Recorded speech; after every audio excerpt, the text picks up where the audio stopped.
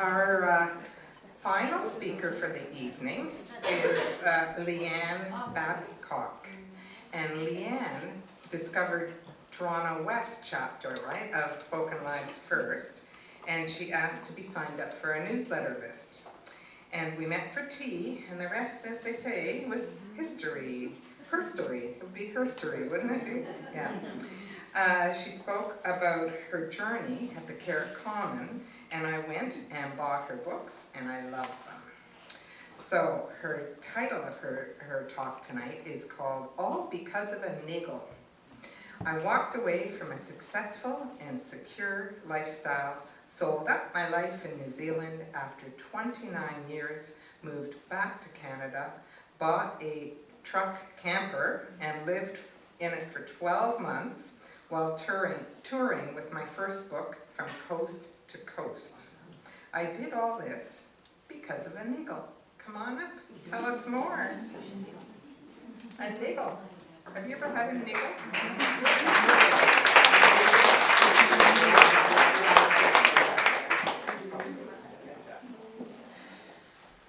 Well, I feel like my emotions have kind of gone all over the place tonight. I don't know about you, but you know, I was thinking after the last speaker, I just want to take a nice few deep breaths before. So I'm glad, Elizabeth, that you kind of, did all that so that we could kind of, come back home. So I want to just give you a little bit of background, although it was a lovely introduction, because as I share my story, then once you know some of this background, it'll have a little bit more oomph to it. So, about 30 years ago, I met a Kiwi, and that's what you call someone from New Zealand. And we fell in love and got married and moved to New Zealand. And then I always wanted to start my own business. And then finally, in 1993, that's what I did. And I started a coaching and training business. And so I was, teaching leaders to coach their staff and to manage their teams. And then I started running courses on intuition development and taking people into nature for a weekend on shamanic retreats. And, as a young child, I was very sensitive and psychic, so I began developing that side of myself. So I just incorporated it all, right?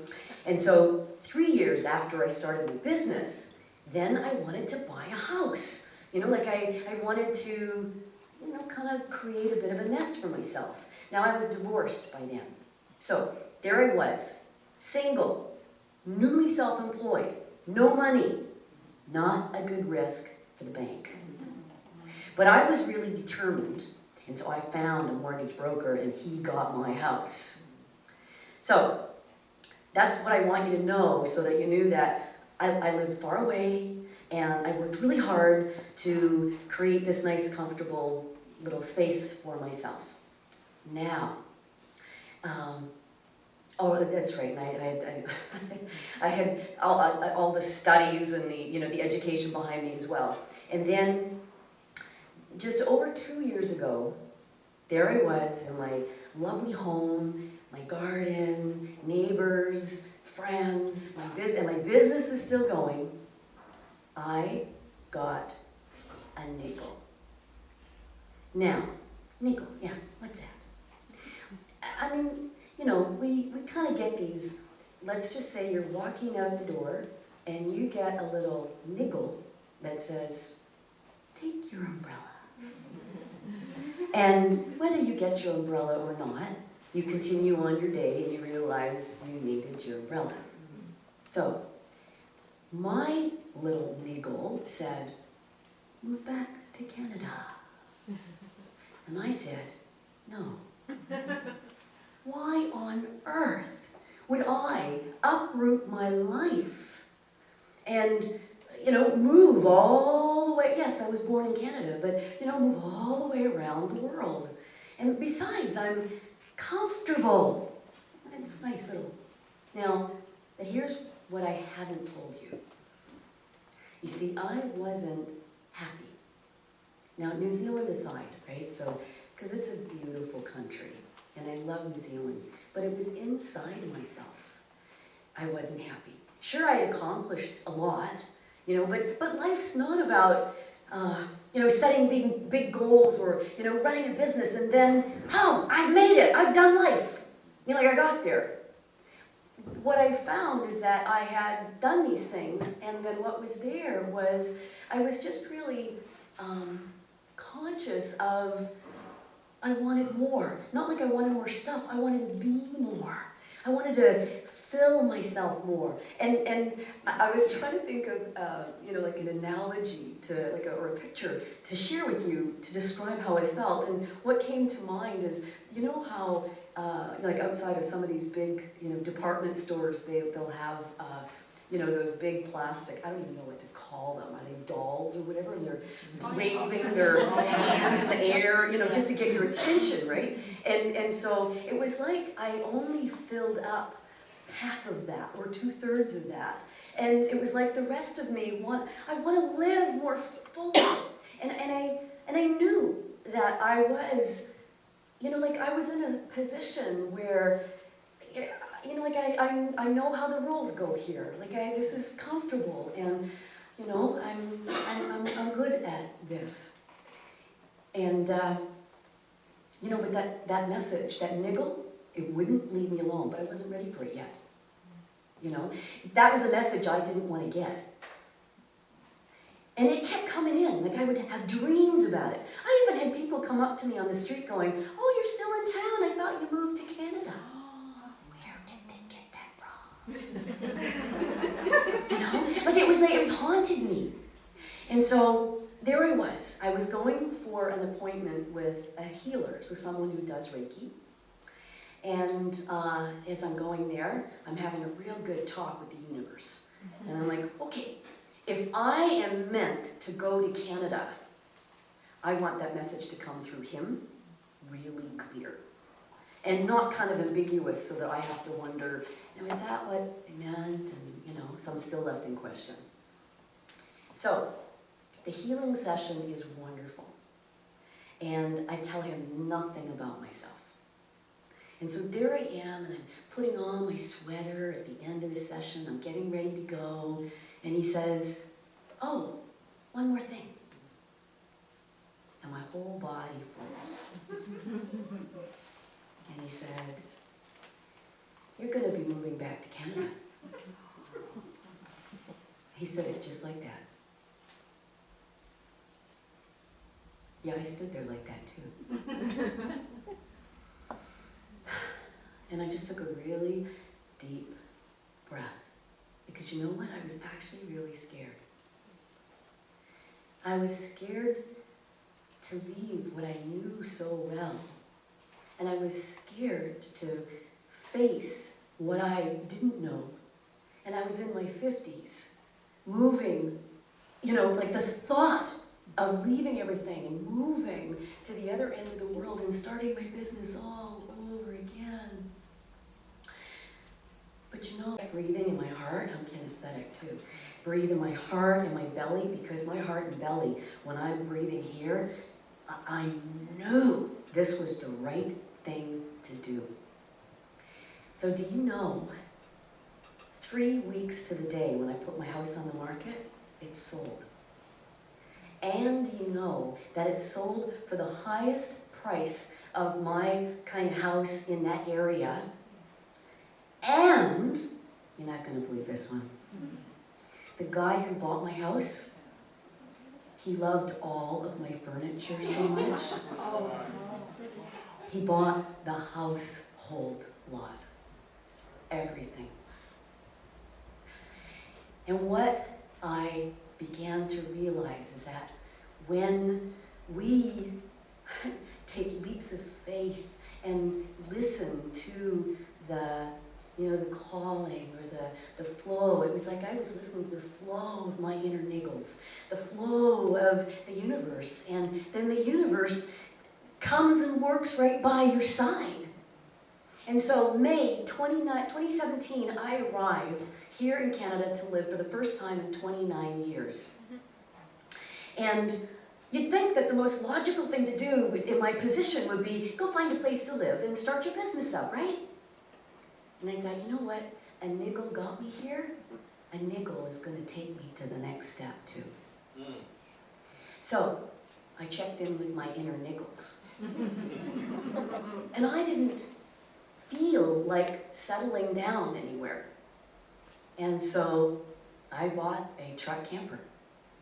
And I had just published my first book. And I toured from coast to coast with my book, doing book talks and libraries and bookstores and people's homes.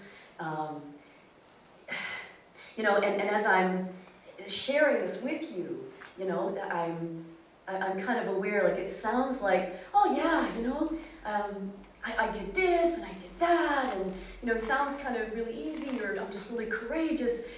But I really want you to know that there were so many times I was absolutely terrified and very sad.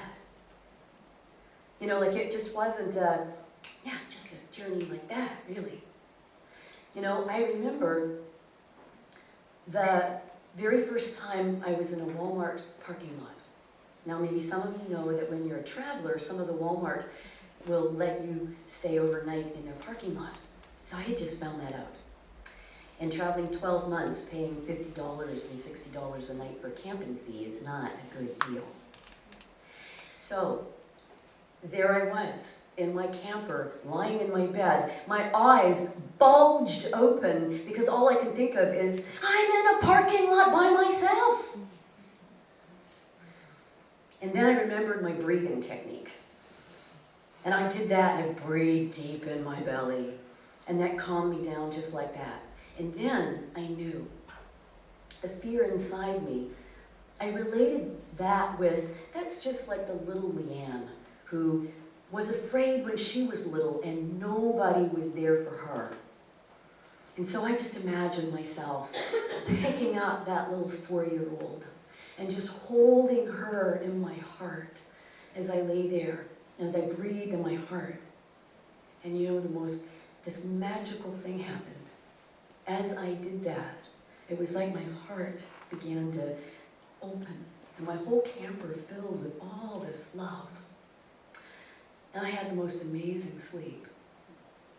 And after that, I loved sleeping in Walmart parking lot. And there were so many times I felt sad because, I would arrive somewhere and people would host me. And they would invite me into their home, and I could just park in their driveway. And, I would end up being part of their family for a week. And we would have this wonderful community and all this lovely connection. And then a week later, I would have to leave and say goodbye. There were always tears, and, my heart was always breaking. And I'm sharing this because what I realized is that life isn't meant to be comfortable. It's funny, you shared that about Brené Brown, and I thought, oh, funny, that's exactly what I'm going to talk about. And there's nothing wrong with being comfortable because we work hard at it. I shared, my journey in New Zealand working hard, and, you've got yours too. And it's natural to want to be comfortable. But it's not okay when we start to hang on to that comfort because we're afraid to lose it. And that's when our life becomes more about fear than about living and about being alive. And it's painful sometimes to let go. So really comfort, what I've come to realize is that it's an ebb and flow. It's like comfort comes and let it go. And it comes and let it go. It's like, it would just be crazy mad if you still had to wear the same set of clothes you had when you were 12.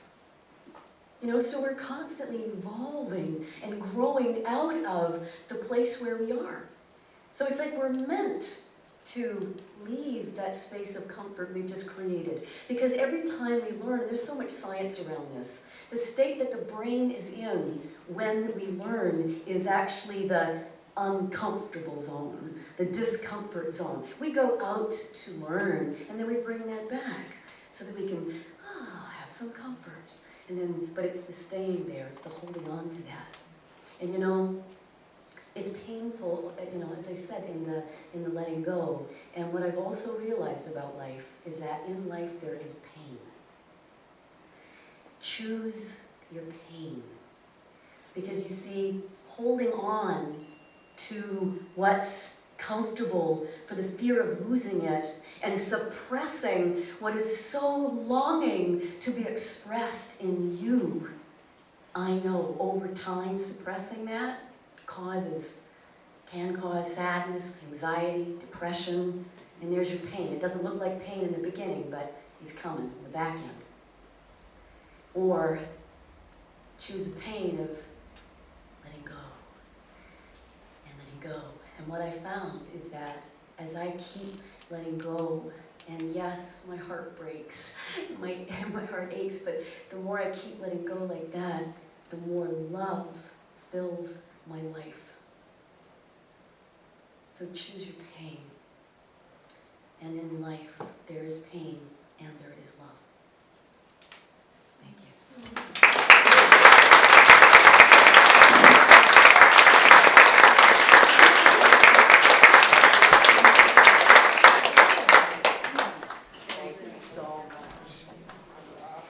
And her arm is doing so much better. Her arm, Leanne, when did you break your arm? July 10th. July 10th, she broke her arm. She's doing so well, I just can't believe it. Thank you so much. Stay here in case there's a question. Is there a question for Leanne? Oh, your book, you brought some books, I imagine? I did, I brought some books, if you'd like to get some. Open Me and... Yeah, it's Open Me, the true story of a magical journey from fear to freedom. And the other one is called Real and Wild You, Your Magical Inner Journey. So I take cash and credit card and e-transfer. Excellent, okay, thanks. And your books are back there? Yep, with me. Excellent, okay, perfect. And, okay, so the Silver Linings Gala, I want to tell you about the Gal Pal Pack. I did tell you about that, okay.